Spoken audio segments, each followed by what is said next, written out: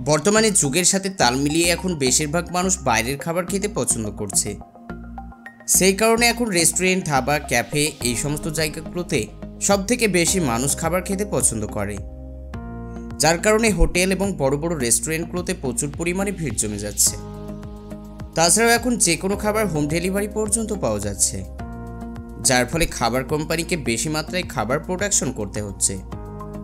কিন্তু এতটাই বেশি চাপ সৃষ্টি হয়ে গিয়েছে, যার কারণে বেশি মাত্রায় খাবার তৈরি করা মানুষের দ্বারাই সম্ভব হচ্ছে না। আর সেই কথা মাথায় রেখে কোম্পানি এখন বিভিন্ন ধরনের খাবার তৈরি করার মেশিন তৈরি করে দিয়েছে। আর আজকের ভিডিওতে সেই সমস্ত মেশিনগুলোর ব্যাপারেই আলোচনা করা হবে, যা সত্যি আপনার জ্ঞান অনেক গুণে বাড়িয়ে দেবে। তাই ভিডিওটিকে শুরু থেকে একদম শেষ পর্যন্ত দেখতে থাকুন, একটুও মিস করবেন না, কারণ যেন কোনো ইম্পর্টেন্ট ইনফরমেশন মিস না করে ফেলেন। তো চলুন শুরু করা যাক।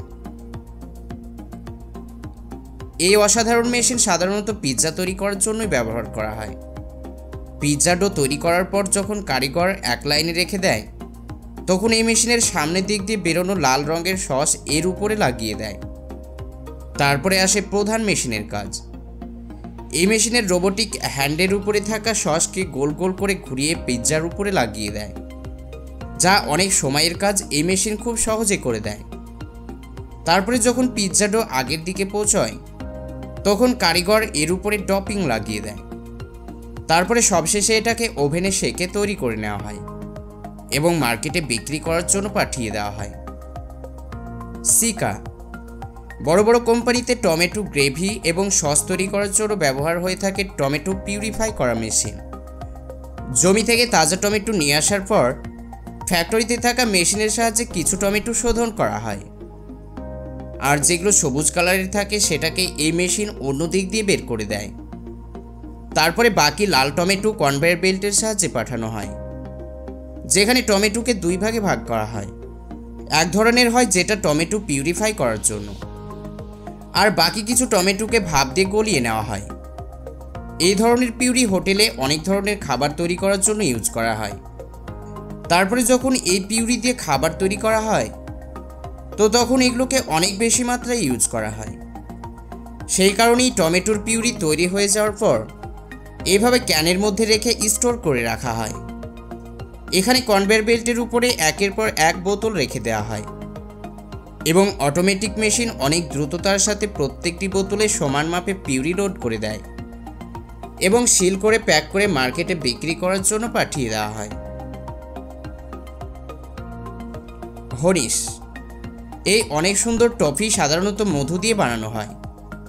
এই টফি সবথেকে বেশি যেখানে মধু সংগ্রহ করা হয় সেই এলাকায় তৈরি করা হয়।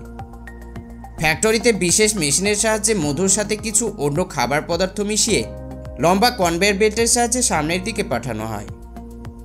তারপরে কনভেয়ার বেল্টের শেষের দিকে থাকা বেল্ট এটাকে ভালোভাবে গোল গোল করে জড়িয়ে দেয়। তারপরে এর সঙ্গে আরও কিছু মধু মেশানোর পর সেটাকে মেন মেশিনের মধ্যে দিয়ে নিয়ে যাওয়া হয়। তখন এই মেশিন মধু থেকে তৈরি হওয়া এই মিশ্রণকে ছোট ছোট টফি তৈরি করে দেয়।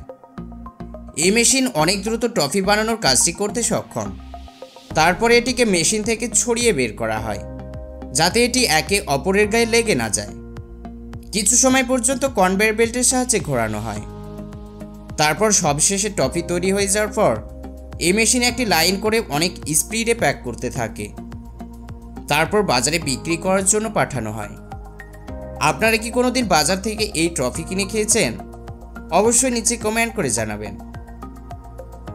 এই বিশাল মেশিন আটার তৈরি ব্রেড তৈরি করার জন্য কাজ করে। আটার ডোকে চ্যাপ্টা করার পর এটিকে লম্বা করে অনেক সুন্দরভাবে গিট বেঁধে দেয়, যেটা দেখতে অনেক সুন্দর লাগে। এই মেশিনের সাহায্যে এই কাজ এত দ্রুত হয় যেটা মানুষের পক্ষে কোনো দিনে সম্ভব নয়।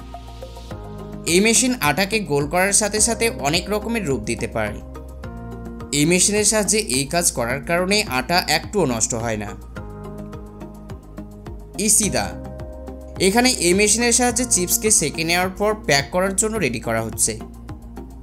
এই চিপসকে এইরকমভাবেই খাওয়া যেতে পারে, কিন্তু তার থেকেও এটাকে টেস্টি বানানোর জন্য অনেক রকমের মশলা মেশানো হয়, আর সেই কারণেই এটাকে বড় বড় কনভেয়ার বেল্টের সাহায্যে পাঠানো হয়, যাতে চিপসে ভালোভাবে মশলা মিশে যায়। তারপরে এখানে একটা মেশিন থাকে যেটা শঙ্কু আকৃতির হয় এবং তার চারিপাশ দিয়ে চিপসগুলো পড়তে থাকে এবং সেখানে একটা লাল রঙের মশলা লাগিয়ে দেওয়া হয় যেন এগুলো আরও টেস্টি বানানো যেতে পারে। তারপরে যখন এটি পুরোপুরিভাবে তৈরি হয়ে যায় তখন এটাকে সবশেষে মেশিনে প্যাক করে মার্কেটে বিক্রি করার জন্য পাঠানো হয়। ইসিদা পটেটো ওয়েগার।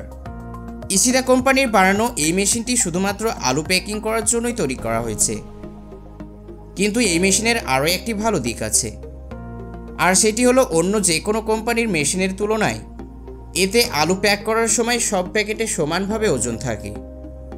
আর আলু সব রকমের সাইজের হওয়ায় সব রকম মেশিনে ভালোভাবে প্যাক হয় না, কিন্তু এই মেশিনে অনেক দ্রুত এবং সুন্দরভাবে সমান করে প্যাকেটে প্যাক করে দিতে পারে।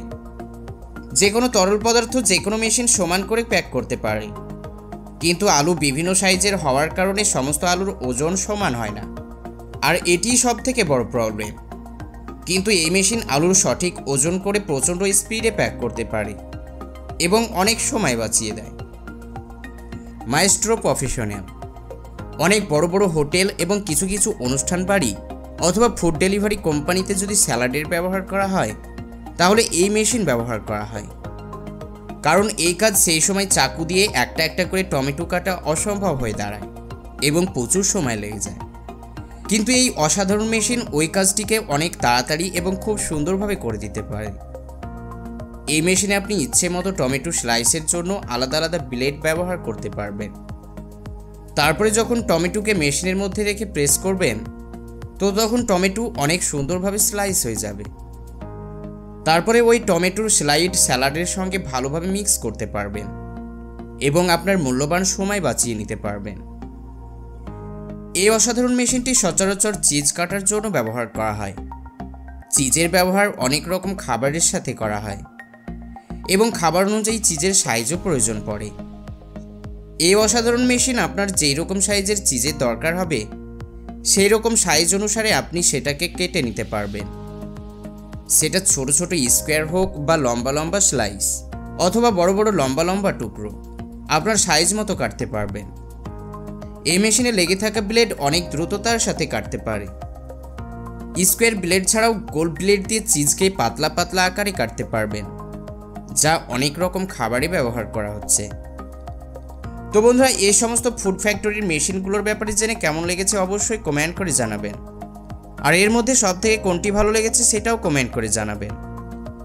এবং ভিডিও যদি ভালো লাগে তাহলে ভিডিওতে একটি লাইক অবশ্যই করবেন। তার সাথে সাথে আমাদের চ্যানেলের আরও ভিডিওগুলিকে দেখার জন্য চ্যানেলটিকে সাবস্ক্রাইব করতে ভুলবেন না। আবারও দেখা হবে নতুন কোনো ভিডিওর সাথে। ততক্ষণ পর্যন্ত ভালো থাকুন, সুস্থ থাকুন।